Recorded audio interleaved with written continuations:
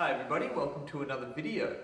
Today we're talking about whether to try lots of things in a broad spectrum and then hone in on something, or find the thing you like straight away and go for it.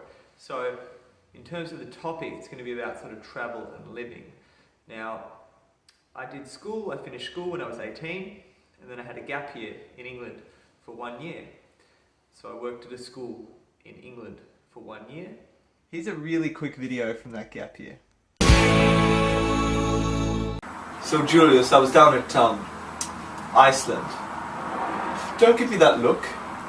No, not Iceland. It's for poor people. That's what I said to my au pair, but you know, I was down there and the bargains. Bargains, darling. It's like Portobello Market. You know what I'm saying? After you finish school, you can pretty much, if you're in a stable position with a good family, if you're lucky enough to have that, then you can do whatever you want.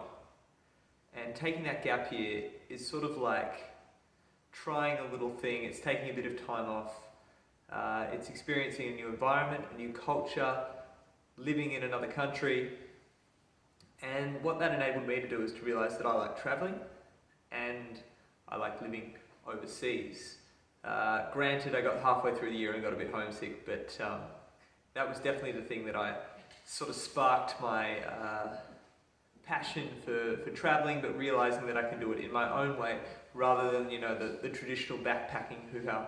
So then I finished my university course, which was in Melbourne for 3 years, a 3-year degree, and that was a different sort of time. That was a lot more stable.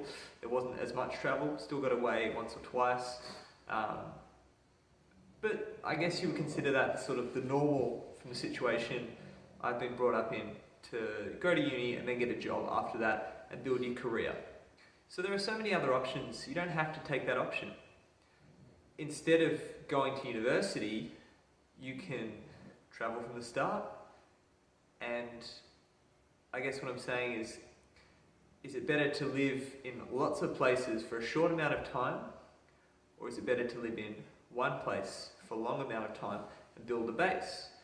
Obviously it depends on the individual, but for me, I've had 6 years out of school, and now I've spent the first year in England, 3 years in Melbourne, and 1 year in China with some other stuff thrown in between, travel, bike riding, that kind of thing.